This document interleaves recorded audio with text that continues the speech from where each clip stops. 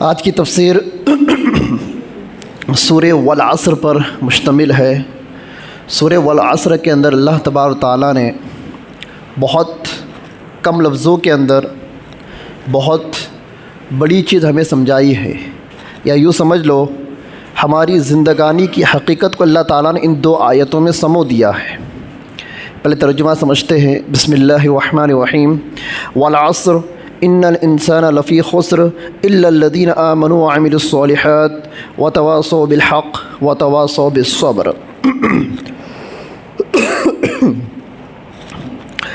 اور قسم ہے زمانے کی، قسم ہے زمانے کی کہ سارے انسان خسارے میں ہے۔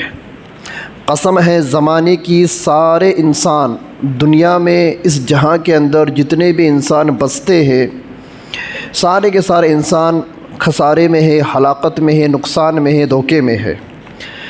الا الذین آمنوا وعملوا الصالحات، سوائے ان لوگوں کے جو اللہ پر ایمان لائے اور اعمال صالحہ میں لگ گئے، سوائے ان لوگوں کے جو اللہ پر ایمان لائے اور اعمال صالحہ کے اندر لگ گئے۔ وتواصوا بالحق، اور آپس میں حق بات کی تاکید اور وصیت کرتے رہے۔ آپس میں حق بات کی، آپس میں کیوں کہہ رہا ہوں اس کی تشریح آگے آئیں گی۔ آپس میں حق بات کی تاکید اور نصیحت کرتے رہے۔ وتواصوا بالصبر، اور آپس میں صبر اور تحمل کرنے کی تاکید اور وصیت کرتے رہے۔ دو آیتیں ہیں، ترجمہ بڑا آسان ہے لیکن جب اس کی تشریح کو ہم سمجھتے ہیں تو اللہ تبارک و تعالیٰ نے انسانوں کی زندگی کی حقیقت کو ان دو آیتوں میں بیان کر دیا ہے۔ والعصر، عصر کسے کہتے ہیں؟ دو معنی، ایک تو عصر کا وقت ہوتا ہے سورج غروب ہونے سے پہلے، اور عصر زمانے کو بھی کہتے ہیں، مکمل جو زمانہ جو چل رہا ہے جس میں دن رات کا آنا جانا ہے، انسانوں کا صبح شام اٹھنا ہے، بھاگ دوڑ کرنا ہے، کام کاج کرنا ہے، گھومنا پھرنا ہے، اور شادی بیاہ کرنا ہے، پیسے کمانا ہے، خرچ کرنا ہے، اور جتنی ایکٹیویٹیز زندگانی کی ہوتی ہے وہ ساری چیزیں زمانے کے اندر آ گئی۔ کہا آ گئی؟ زمانے کے اندر۔ اب اللہ تعالیٰ نے زمانے کی قسم کیوں کھائی؟ اب اس کو سمجھتے ہیں۔ چونکہ انسان زمانے میں رہتا ہے، جو زمانہ جو چل رہا ہے، آج کا جو ٹائمنگ چل رہا ہے، جو 1:30 سے 2 بجے کا جو ٹائمنگ ہے، اس زمانے کے اس ٹائمنگ کے اندر پوری دنیا چل رہی ہے۔ اب یہ جو ٹائمنگ ہے، اس ٹائمنگ کے اندر ہم کو کرنا کیا ہے؟ اور زندگی کی ہم اگر ٹائمنگ کا اگر حساب لگائے تو ہم کو ہمارا ٹائمنگ کب ختم ہوگا اس کا کوئی بھروسہ نہیں، کبھی بھی موت آ سکتی ہے۔ لیکن بالغ ہونے سے لے کے 60 70 80 90 سال کی عمر ہم لوگ پاتے ہیں، یہ ہمارے زمانے کا ڈیوریشن ہے، ہماری عمر ہے۔ ہماری کیا ہے؟ عمر ہے۔ اس عمر کے اندر انسانوں کو کیا کرنا ہے؟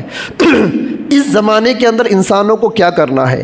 اور زمانے کے اندر نقصان بھی اور فائدہ بھی ہے۔ زمانے میں نقصان بھی ہے اور فائدہ بھی ہے۔ اب نقصان اور فائدے والی جگہ میں جو انسان رہ رہا ہے وہ بندہ اپنے آپ کو نقصان سے بچا کر فائدہ کیسے حاصل کر سکتا ہے؟ اللہ تعالیٰ نے دو چیزوں کے اوپر اس کا مدار رکھ دیا ہے، دو چیزوں کے اوپر ڈپینڈ کر دیا ہے۔ سب سے پہلے ایمان، الا الذین آمنوا، سب سے پہلے ایمان، کہ وہ بندے جو ایمان لائے۔ ایمان لانا ہی انسان کی کامیابی کی علامت ہے۔ ایمان لا لیا، جس نے اللہ کو ایک مان لیا، اللہ کے نبی پر ایمان لا لیا، اور قیامت پر ایمان لے کر آ گیا، قیامت میں دوبارہ زندہ ہونے پر ایمان لے آیا، یعنی عقائد کے تعلق سے جتنی ساری چیزیں، ان تمام چیزوں پر وہ ایمان لے آیا، سمجھ لو وہ کیا ہو گیا؟ اس زمانے کی ہلاکتوں سے اور نقصانات سے بچ گیا۔ لیکن اللہ نے صرف ایمان لانے کو کافی نہیں کہا، ایمان کے ساتھ اللہ نے عمل صالح کو جوڑ دیا۔ اعمال صالحہ، اعمال صالحہ کسے کہتے ہیں؟ ہر وہ عمل جس کو اللہ اور رسول نے کرنے کا حکم دیا۔ کیا دیا؟ ہر وہ عمل جس کو اللہ کے رسول نے اور اللہ نے کرنے کا حکم دیا، یہ کیا ہے؟ اعمال صالحہ۔ ایک عبادت کے لائن سے جس میں ساری عبادتیں آ گئی، نماز، روزہ، زکوٰۃ، حج، عمرہ، یہ ساری چیزیں عبادت، اس میں تسبیح، تلاوت، ذکر، اذکار، یہ ساری چیزیں عبادت میں آ گئی۔ نمبر 2 معاملات، ہم کو لوگوں کے درمیان رہنا ہے، آپس میں کاروبار کرنا ہے، بزنس کرنا ہے، تجارت کرنا ہے، تو یہاں پر اللہ کا حکم، اللہ کے نبی کا حکم، جھوٹ مت بولو، کسی کو دھوکہ مت دو، سود مت کھاؤ، رشوت مت کھاؤ، غیر شرعی طریقے سے مال مت کماؤ، حرام طریقے سے مال مت کماؤ. یہ ہو گئے معاملات. کیا ہو گئے؟ معاملات. ایک چیز آتی ہے معاشرت. معاشرت مطلب ہم آپس میں ایک دوسرے کے ساتھ رہ رہے ہیں. انسان اکیلا رہ نہیں سکتا. آدم علیہ السلام بھی اکیلے رہ نہیں پائے. اللہ تعالیٰ نے ان کی بائیں پسلی سے حوا علیہ السلام کو پیدا کیا. پتہ ہی چلا کہ انسان کو کسی نہ کسی کی کمپنی اور ساتھ چاہیے. بنا ساتھ کے، بنا کمپنی کے انسان دنیا میں رہ نہیں سکتا.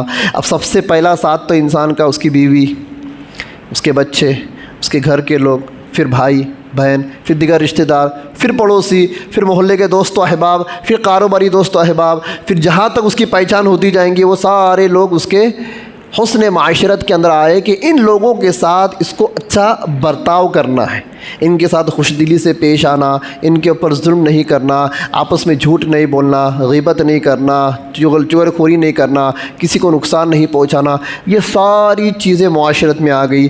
پڑوسی ہے تو اس کے حقوق کو ادا کرنا، بال بچے تو ان کی اچھی تربیت کرنا، بیوی ہے تو اس کی اچھی تربیت کرنا، ماں باپ ہے تو ان کی خدمت کرنا، اس کے علاوہ دوست احباب ہے ان کے ساتھ اچھا معاملہ کرنا، اچھے حسن سلوک سے پیش آنا، بھائی چارگی کے ساتھ رہنا، صلہ رحمی کے ساتھ رہنا. یہ ساری چیزیں معاشرت کے اندر آ گئی. کائے میں آ گئی؟ معاشرت کے اندر آ گئی. ان تمام چیزوں کو کیا کہتے ہیں؟ سب سے پہلے ایمان، نمبر 2 عبادت، نمبر 3 معاملات، نمبر 4 معاشرت. یہ ساری کی ساری چیزیں عمل صالح میں داخل ہیں. کہاں داخل ہے؟ اللہ تعالیٰ کیا فرما رہے ہیں؟ سارے لوگ خسارے میں ہیں، سارے لوگ نقصان میں ہیں، مگر وہ لوگ جنہوں نے ایمان لائے. پھر وہ لوگ جنہوں نے ایمان کے ساتھ عمل صالح کیے، مطلب ان کی معاشرت بھی اچھی، ان کے معاملات بھی اچھے، اور ان کے عادت اور اخلاق بھی اچھے، ان کی عبادتیں بھی اچھی. اب یہ چیز ہو گئی. اب یہ چیز تو ان تمام چیزوں کا تعلق انسان کی اپنی ذات سے ہے. کس سے ہے؟ اپنی ذات سے. اب اللہ تعالیٰ نے آگے اور 2 جملے بیان فرمائے، وَتَوَاصَوْا بِالْحَقِّ، اور آپس میں ایک دوسروں کو حق بات کی نصیحت کرنا. کیا مطلب؟ اس کا مطلب یہ عقائد جو ہم نے اللہ پر ایمان لائے، اور جو بھی ہمارے ایمان کے تعلق سے، عقائد کے تعلق سے جو بھی اللہ اور رسول کے جو بھی احکامات ہے، ان پر خود تو آ گیا، خود تو عمل کر رہا ہے، لیکن اس کو لوگوں کو بتلانا، لوگوں کو تاکید کرنا اور نصیحت کرنا. وصیت کسے کہتے ہیں؟ علماء نے وصیت کی تعریف میں لکھا ہے کہ وصیت کہتے ہیں کسی بندے کو مؤثر انداز میں حق بات کی نصیحت کرنا اور نیک اعمال کی ہدایت کرنا. اس کو کیا کہتے ہیں؟ وصیت کہتے ہیں. تو ایک تو میں نے ایمان لا لیا، اب میں عمل صالحہ پر آ گیا. اب میرا کام ہے کہ میں دوسروں کو ایمان اور اعمال صالحہ پر لانے کی فکر کروں. پتہ یہ چلا کہ صرف خود کا ایمان اور اعمال صالحہ پر آنا یہ کامیابی کی دلیل نہیں ہے جب تک ہم اس کو لوگوں کو نہیں بتائیں گے، نہیں پہنچائیں گے. ایک چیز وتواصوا بالصبر، اور صبر اور تحمل کے کاموں کے اوپر لوگوں کو نصیحت کرنا. ایک تو خود بچ رہا ہے. صبر کسے کہتے ہیں؟ یہاں پر علماء نے تشریح کی ہے گناہوں سے اپنے آپ کو بچانا. نیک اعمال تو بندہ کرتا ہے، صرف نیک اعمال کرنا کافی نہیں ہے. کچھ لوگ گناہوں میں لگے ہوئے ہوتے ہیں، کچھ نیک اعمال کر لیتے، سمجھ لیتے ہماری نجات کے لیے کافی ہے. نہیں، بلکہ نیک اعمال کرتے ہوئے، اعمال صالحہ کرتے ہوئے گناہوں سے بچنا، اس کو کہا گیا وتواصوا بالصبر. صبر اور تحمل. صبر کرنا مطلب کیا سمجھتے ہیں ہم؟ کچھ مصیبت آئی تو اس کو صبر کر لیں؟ جی نہیں. لکھا ہے علماء نے گناہ کرنے کی طاقت ہے، گناہ کرنے کے اسباب ہے، گناہ کرنے سے کوئی روک بھی نہیں رہا ہے، پھر بھی یہ اپنے آپ کو اس سے بچا رہا ہے، تو یہ صبر کر رہا ہے. کیا کر رہا ہے؟ روپیہ ہے، پیسہ ہے، سب کچھ ہے، سامنے شراب رکھی ہوئی، جا کر خرید کر پی سکتا ہے، لیکن اپنے نفس پہ کنٹرول کر رہا ہے. تحمل، صبر کہتے ہیں تحمل کرنے کو، کنٹرول کرنے کو. زنا کر سکتا ہے پر کنٹرول کر رہا ہے، صبر کر رہا ہے، تحمل سے کام لے رہا ہے. کسی کو گالی دے سکتا ہے، کسی کی برائی کر سکتا ہے، کسی کی چگلی کر سکتا ہے. یہ تو معاملات ہو گئے. یہ تو معاشرت معاملات پہ آؤ، کاروبار میں دھوکہ دے سکتا ہے، سامنے والوں کو ٹوپی پہنا سکتا ہے، الو بنا سکتا ہے، بکرا بنا سکتا ہے، لیکن وہ کام نہیں کر رہا ہے۔ کیا کر رہا ہے؟ صبر اور تحمل۔ صبر اور تحمل کہتے ہیں گناہوں سے اپنے آپ کو بچانا، ایک چیز یہ ہو گئی۔ دوسری چیز، لوگوں کو دھوکہ دے سکتا تھا پر نہیں دے رہا ہے، گناہ کر سکتا تھا پر نہیں کر رہا ہے، تو پتہ یہ چل رہا کہ یہ اپنے آپ کو صابر بنا رہا ہے، تحمل کر رہا ہے، کنٹرول کر رہا ہے۔ تو دو چیزیں یہاں پر آ گئی، ایک چیز لوگوں کو اچھائی کی دعوت دینا، خود بھی اچھائی پر آنا، مطلب ایمان اعمال صالحہ، ایمان کے معنی لے لو، ایمان اور اعمال صالحہ پر خود بھی آنا اور لوگوں کو بھی اعمال اور صالحہ پر لانا، اور نمبر 2 گناہوں سے بچنا۔ نمبر 2 گناہوں سے بچنا۔ اب گناہ کتنے پرکار کے ہوتے ہیں، کتنے ٹائپ کے ہوتے ہیں؟ کچھ گناہ کبیرہ ہوتے ہیں، ان سے بھی اپنے آپ کو بچانا، کچھ گناہ صغیرہ ہوتے ہیں، ان کو بھی اپنے آپ سے بچانا، کچھ گناہ محسوسہ ہوتے ہیں، کچھ گناہ غیر محسوسہ ہوتے ہیں، کچھ گناہ ایسے ہوتے جو محسوس نہیں ہوتے پر وہ گناہ ہیں، کچھ گناہ ایسے جو محسوس ہوتے۔ ان سارے گناہ سے، ظاہر اور باطنی گناہ سے اپنے آپ کو بچانا، یہ آ جاتا ہے وتواصوا بالصبر کے اندر۔ اب جیسا کہ میں نے سورت کی شروعات کے اندر کہا تھا کہ اللہ تبارک و تعالیٰ نے اس سورت کو ہی انسان کی زندگی کا پورا خلاصہ بتا دیا کہ اس سورت کی 2 باتوں پر بندہ اگر عمل کرے گا بس وہ دنیا میں کیا ہے؟ کامیاب ہے۔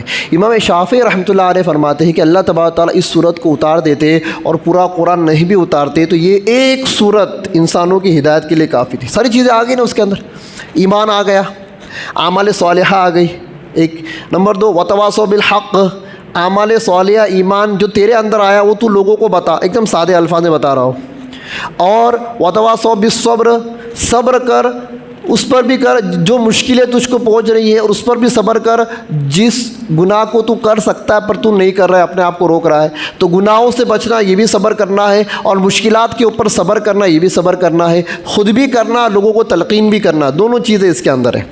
پتہ یہ چلا وتواصوا بالحق سے مراد امر بالمعروف ہے، اچھے اعمال کرنا جو ہمارے تبلیغ والے بولتے ہیں، اور وتواصوا بالصبر سے مراد نہی عن المنکر ہے، برائیوں سے رکنا اور روکنا، اچھے اعمال کرنا اور کروانا، لوگوں کو حکم دینا، اور گناہوں سے بچنا اور بچوانا، خود بھی بچے اور لوگوں کو بھی بچائے۔ تو ساری چیزوں کا خلاصہ کیا ہو گیا؟ اس صورت کے اندر آ گیا، اور یہی تو 4 چیزیں دنیا میں، یا تو کوئی بہت اچھا ہے یا تو کوئی بہت برا ہے، یا تو کوئی بہت اچھا ہے تو کوئی بہت برا ہے۔ تو اللہ تعالیٰ نے زمانے کی قسم کھا کر فرمایا کہ یہ پورا زمانہ جس میں تم رہتے ہو اس میں تم کو 2 ہی کام کرنا ہے، نمبر 1 اپنے آپ کو اعمال صالحہ پر لگانا اور اپنے عقائد کو درست کرنا، اور نمبر 2 جو کچھ تو نے سیکھا جس پر تو عمل کر رہا ہے اس کی احسن طریقے پر مؤثر طریقے سے لوگوں کو دعوت دینا، بس یہی ایمان کا خلاصہ ہے۔ تو امام شافعی رحمۃ اللہ علیہ کا جو قول ہے کہ اللہ تعالیٰ پورا قرآن نازل نہیں فرماتے، اتنی ایک صورت نازل فرماتے، لوگوں کی ہدایت کے لیے صورت کیا تھی؟ کافی تھی۔ اس لیے اس صورت کو بہت زیادہ امپورٹنٹ حاصل ہے، اور ان 2 آیتوں کے اللہ تعالیٰ نے ہماری پوری زندگی کی حقیقت کو کیا کر دیا ہے؟ بیان کر دیا ہے۔ ایک حدیث میں آپ کے بتاؤں، اللہ کے نبی صلی اللہ علیہ وسلم کی حدیث ہے کہ ہر شخص جب صبح اٹھتا ہے تو اپنی جان کا سرمایہ تجارت پر لگاتا ہے، پھر کوئی تو اپنے اس سرمایہ کو خسارے سے آزاد کرا لیتا ہے اور کوئی ہلاک کر ڈالتا ہے۔ کیا مطلب؟ دنیا کی زندگی میں رہنا، جینا اور رہنا، اس کو اللہ تعالیٰ نے تعبیر کیا ہے جیسے کہ ہم ایک تاجر ہے، کیا ہے؟ ایک بزنس مین ہے، بزنس مین، اور بزنس کا خلاصہ کیا ہے؟ یا تو نفع یا تو نقصان، یا تو نفع پھر وہ کم ہو یا زیادہ ہو، یا تو نفع یا تو نقصان ہے۔ تو اللہ نے فرماتے ہیں کہ جب بندہ صبح کو اٹھتا ہے تو وہ اپنی جان کا سرمایہ تجارت میں لگاتا ہے، اپنی جان کا سرمایہ کیا لگاتا ہے؟ تجارت میں لگاتا ہے۔ ایک مثال دی ہے، یا تو اس کو نفع ہوتا ہے، مطلب اپنے سرمایہ کو وہ نقصان سے بچا لیتا ہے، یا تو پھر اس کا پورا نقصان ہو جاتا ہے، اس کا پورا سرمایہ کیا ہو جاتا ہے؟ ہلاک ہو جاتا ہے۔ تو گویا کہ ہم دنیا کے اندر جی رہے ہیں تو ہم کیا ہے؟ ایک تاجر ہے، کیا ہے؟ تاجر، اور ایمان، اعمال صالحہ، امر بالمعروف نہی عن المنکر یہ ہمارا بھانڈول ہے، کیا ہے؟ ہمارا سرمایہ کہتے ہیں مال تجارت کو۔ تو ہمارے پاس بھانڈول کیا ہے؟ ایمان، اعمال صالحہ اور امر بالمعروف کرنا، نہی عن المنکر کرنا۔ تو یا تو ہم ان چیزوں کے ذریعے سے اپنے آپ کو بچا سکتے ہیں، یا تو ان چیزوں کے نہ کرنے سے ہم اپنے آپ کو نقصان میں ڈال سکتے ہیں۔ اب ایک بندے کو جب دھندے میں نقصان ہوتا ہے نا، تو ہم ایسا نہیں بولتے بھائی اس کا کاروبار ڈوب گیا، ہم بولتے یہ بندہ ڈوب گیا، بندہ ڈوب گیا بولتے، ڈائریکٹ کیا بولتے؟ اس کا مال ڈوب گیا نہیں بولتے بھائی کسی کو۔ اور کوئی سکسیس ہوا تو ہم کیا بولتے ہیں؟ یہ بندہ بہت سکسیس ہے، اس نے بہت کما لیا۔ تو پتہ یہ چلا کہ اللہ تبارک و تعالیٰ نے دنیا کی زندگی کو ایک منڈی بنایا ہے۔ اس منڈی کا جو سرمایہ ہے، مال تجارت جو ہے، وہ کیا ہے؟ ایمان ہے، اعمال صالحہ ہے، امر بالمعروف ہے، نہی عن المنکر ہے، اور اس کے تاجر ہم لوگ ہیں۔ کون ہے؟ ہم لوگ۔ اگر ہم صحیح ڈھنگ سے تجارت کریں گے تو ہم کامیاب، اور ہم صحیح ڈھنگ سے تجارت نہیں کریں گے تو ہم ناکام، بالکل اس بیوقوف تاجر کی طرح جو اپنا مال مارکیٹ میں لگاتا ہے پر اس کو سمجھ نہیں ہوتی ہے کہاں لگانا کہاں نہیں لگانا، اور وہ نقصان کر دیتا ہے۔ کیا کر دیتا ہے؟ نقصان کر دیتا ہے۔ آ رہی بات سمجھ میں؟ ایک اور چیز علامہ ابن تیمیہ رحمۃ اللہ نے ایک بہت اچھی چیز لکھی، وہ بھی آپ کو بتا دو۔ انسان کو ایمان اور عمل صالح سے روکنے والی عادتاً دو چیزیں ہوتی ہیں، ایک شبہات اور ایک شہوات۔ بہت گہری باتیں ہیں، لیکن ان باتوں کو سمجھ لوں گے تو انشاءاللہ بڑا نفع ہوگا، علمی باتیں ہیں۔ انسان کو ایمان اور عمل صالح سے روکنا، ایمان سے روکنے والے غیر مسلم، چلو ہم تو ایمان لے آئے، پر ایمان سے جو رکے ہوئے وہ کون ہیں؟ غیر مسلم ہے۔ ان غیر مسلموں کو ایمان سے کون روک رہا ہے؟ دو چیزیں، نمبر ایک شبہات، نمبر دو شہوات۔ یہ ہو گئی غیر مسلموں کے لیے۔ اور مسلمانوں کے لیے ایمان تو ہے، پر اعمال صالحہ سے انسانوں کو، مومنوں کو دو چیزیں روکتی ہے، ایک ہے شبہات اور ایک ہے شہوات۔ شبہات کسے کہتے ہیں؟ کہ بندے کے دل اور دماغ میں اللہ رسول کی بات کے تعلق سے کچھ تردد ہے، کچھ ڈاؤٹس ہے، کچھ کنفیوژن ہے، اس وجہ سے وہ اس پر پورا عمل نہیں کر رہا ہے۔ کچھ لوگوں کو زکوٰۃ کو لے کے تھوڑا سا کنفیوژن ہوتا ہے، وہ ڈھنگ سے زکوٰۃ نہیں نکالتے۔ کچھ لوگوں کو نماز کو لے کے تھوڑا کنفیوژن ہوتا ہے کہ بس پڑھے تو ٹھیک ہے، نہیں پڑھے تو بھی اللہ غفور رحیم ہے، یہ کنفیوژن بولتے ہیں۔ اس کو کیا بولتے ہیں؟ کنفیوژن۔ مطلب وہ یہ سمجھتا ہے کہ ایمان میں نے لے کے آ گیا، اب میں جنتی، کنفرم جنتی ہو گیا۔ کچھ لوگ روزوں کے تعلق سے کیا ہوتے ہیں؟ کنفیوژن میں ہوتے ہیں، چلو روزہ اللہ نے جب اجازت دی ہے نا کہ اگر تم مصیبت میں ہو، حالات میں ہو، بیمار ہو، تم چھوڑ سکتے، تو چھوٹی چھوٹی باتوں کے اوپر روزہ کیا کرتا ہے؟ چھوڑ دیتا ہے۔ حج اور عمرہ، کچھ بندے یہ سوچتے اتنا روپیہ پیسہ وہاں جا کر خرچ کرنے سے اچھا بھائی ہم غریبوں کو دے دیں گے، پر دیتا نہیں۔ ایسے باتیں کرنا تم کو ہزاروں ملیں گے، اور حج اور عمرے کے اوپر لاکھوں کروڑوں روپئے بولے پوری امت مسلمہ، مطلب پوری دنیا کے مسلمان خرچ کرتے۔ اب حج کا سیزن آئے گا، پوری دنیا سے لوگ کہاں آ رہے ہیں؟ سعودی عرب آ رہے ہیں، کتنا روپیہ پیسہ خرچ کر آ رہے ہیں۔ ایک حاجی کو 4 سے 5 لاکھ روپیہ لگتا ہے۔ انڈیا سے کتنے حاجی جا رہے ہیں، پاکستان سے کتنے آ رہے ہیں، یورپ سے کتنے آ رہے ہیں، عرب سے کتنے آ رہے ہیں، افریقہ سے کتنے آ رہے ہیں، پھر ان کے کنزے حساب سے ان کو کتنا خرچہ آ رہا، کتنا روپیہ حج اور عمرے کے واسطے کیا کر رہے لوگ؟ خرچہ کر رہے۔ یہی روپیہ کبھی اسپتال بنا دیے، کوئی اچھا دینی ارادہ اپنے اسکول بنا دیے، کالج بنا دیے، ہاسپٹل بنا دیے، یا غریبوں کو دے دیے، لوگوں کو دھندے کی سوئے دے دیے، لوگوں کے دھندے کاروبار کے اوپر ان کو کھڑا کر دیے، تو کتنی اچھی بات ہے۔ بظاہر اس سے یہ سمجھ میں آتا ہے کہ بندے کی نیت بڑی اچھی ہے، پر بندہ کرتا نہیں، صرف بولتا ہے۔ بندہ کرتا نہیں، صرف بولتا ہے۔ حالانکہ اللہ کے حکموں کو توڑ کر تم کتنے بھی نیک اعمال کرو، وہ نیک اعمال اللہ کے یہاں پر قابل قبول نہیں۔ تم کو بنانا ہے ہاسپٹل، بناؤ، اسکول کالج بنانا ہے تعلیم کے لیے، بناؤ، نیک کام کرنا ہے، لوگوں کی خدمت تم کو کرنا ہے، کرو، پر اس سے پہلے اپنے رب کے حکموں کو پورا کرو۔ کس کو پورا کرو؟ اپنے۔ تو یہ کیا رہتے ہیں؟ شبہات رہتے ہیں عمل سے ہٹانے کے لیے۔ کس سے ہٹانے کے لیے؟ اس لیے آپ دیکھو گے بہت سارے مالدار ایسے ہیں کہ باوجود روپیہ اور پیسہ ہونے کے سال بھر میں لاکھوں روپے اللہ ڈھال کر دیتے، گھومنے پھرنے میں، چیزیں خریدنے میں، جگہ خریدنے میں، گاڑیاں خریدنے میں، موبائل خریدنے میں، اور کھانے میں، پینے میں، فالتو میں اڑانے میں لاکھوں روپیہ خرچ کر دیتے، لیکن ان کو اللہ کے گھر جانے کی توفیق نہیں ہوتی، کیونکہ مائنڈ میں وہ چیز کہیں پڑھ لیا، کہیں سن لیا، اتنا روپیہ پیسہ ادھر خرچ کر رہے تو کم سے کم خدمت. چل ٹھیک ہے تو نہیں ادھر جا رہا ہے, تو وہاں پر نہیں خرچ کر رہا ہے, تو بتا تو نے سال بھر میں کتنے غریبوں کی خدمت کیا.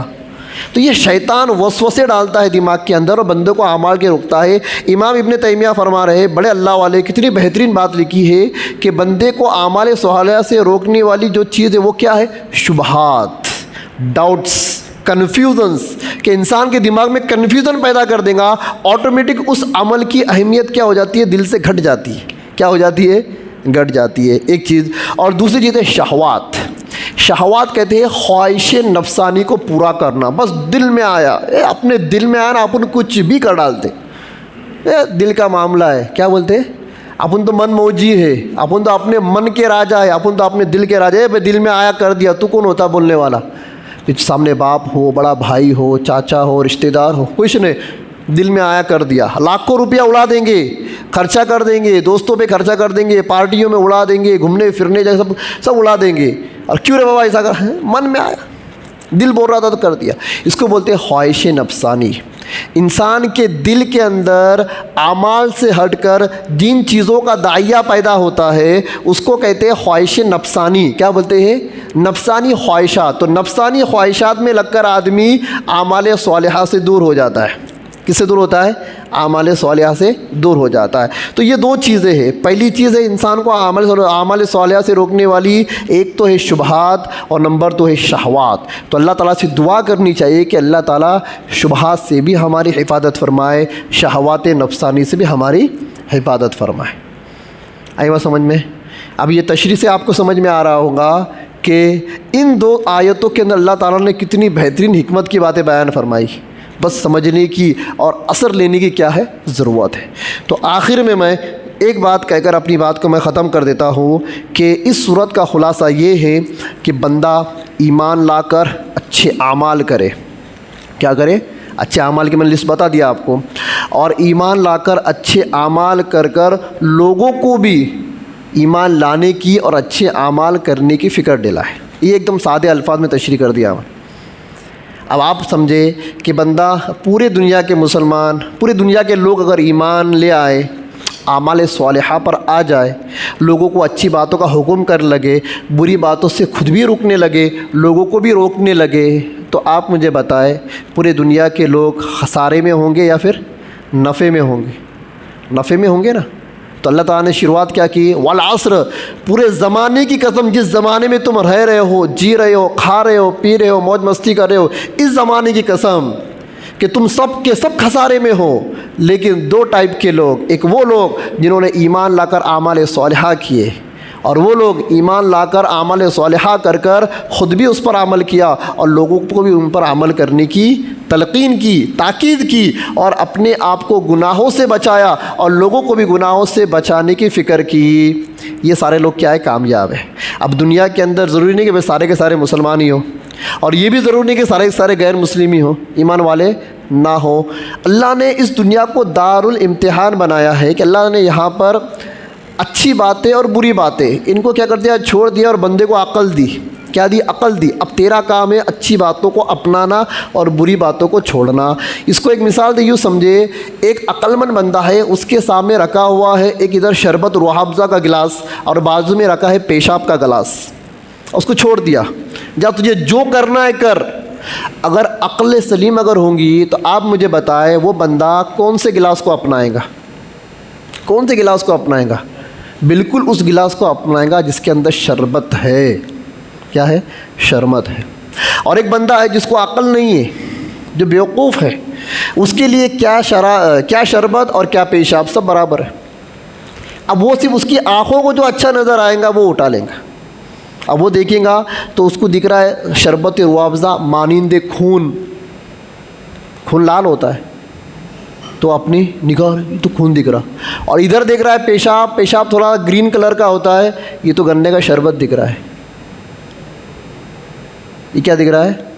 یہ دنیا جیسی ہی اللہ تعالیٰ نے دنیا میں اچھائی اور برائی کو ڈال دیا ہے, اور انسان کو بتایا کہ تو اپنے عمل سے اور اپنے ایمان سے فرق کر, اچھائی کیا ہے برائی کیا ہے. اور جو چمکتی ہوئی جو نظر آ رہی ہے تیرے کو وہ دنیا, یہ دنیا دھوکہ ہے. جس طرح سے شراب کہہ رہا ہوں, پیشاب ایک گلاس میں پیشاب بھر کر رکھ دیے, وہ دکھ رہا ہے گنے کی شربت کی طرح، پر وہ گنے کا رس نہیں ہے، اصل میں وہ کیا ہے؟ پیشاب ہے۔ اور جو تجھے دکھ رہا ہے لال لال کلر کا گلاس کے اندر، وہ خون نہیں ہے، وہ شربت ہے، وہ افزا ہے۔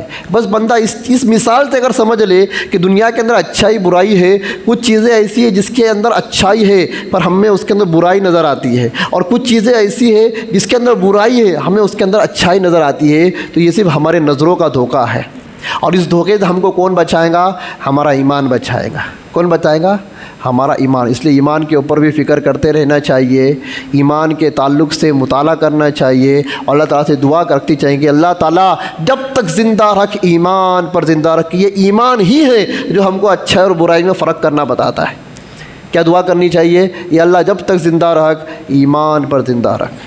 موت دے تو کلمے والی موت دے، موت دے تو کون سی موت دے؟ کلمے والی موت دے۔ تو یہ تھا اس صورت کا خلاصہ۔